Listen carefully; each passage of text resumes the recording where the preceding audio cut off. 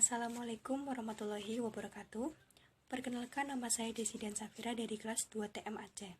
Di sini saya akan menganalisis wacana tentang kekerasan terhadap perempuan di lembaga pendidikan. Akhir-akhir ini marak sekali pemberitaan mengenai pelecehan seksual dengan korban mayoritas adalah perempuan. Dan mirisnya lagi, kasus pelecehan ini banyak sekali terjadi di lembaga pendidikan seperti pondok pesantren, perguruan tinggi, bahkan SMA atau SMK.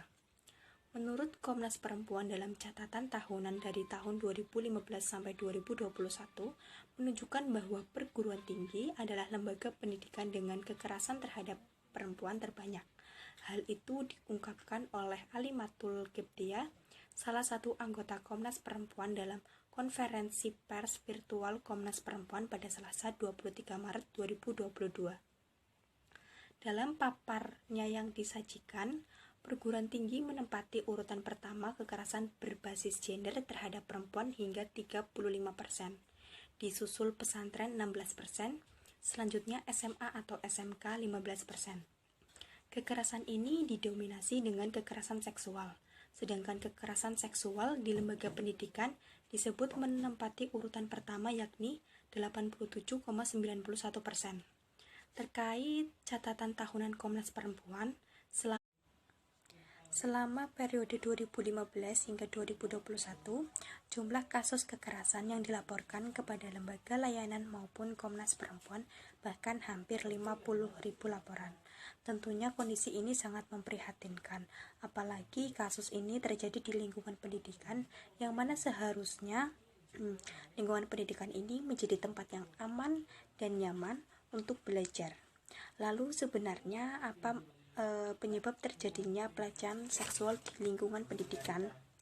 Banyak sekali masyarakat yang menganggap jika penyebab dari pelecehan itu karena perempuan itu sendiri, entah karena gaya berpakaian seksi mereka sehingga menyebabkan laki-laki menjadi terpancing untuk melakukan pelecehan. Sebenarnya ini bukan sepenuhnya salah dari perempuan itu. Contoh singkatnya seperti ini. Jika pakaian seksi adalah penyebab utama dari pelecehan, kenapa di pondok pesantren terdapat kasus pelecehan juga dengan kasus mencapai 16%? Padahal di pondok pesantren perempuan mengenakan pakaian yang tertutup. Jika dihubungkan dengan kondisi ideal, apabila laki-laki mampu mengendalikan hawa nafsu dan perempuan tidak terlalu berpakaian seksi, kemungkinan angka pelecehan dapat berkurang.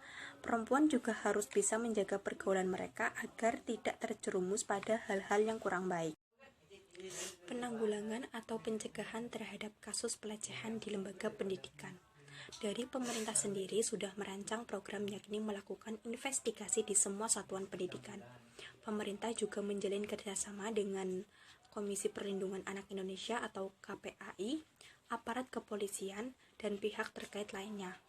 Sedangkan dari sudut pandang pihak sekolah, yakni seleksi guru atau dosen dengan ketat, pendidikan seksual sejak dini, dan menciptakan lingkungan yang aman. Lalu yang terakhir adalah hal konkret yang bisa dilakukan mahasiswa, yaitu berani bersikap tegas dan berani menolak dengan tegas adanya pelecehan.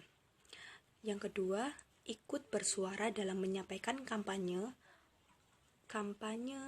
pelecehan wilayah di kampus.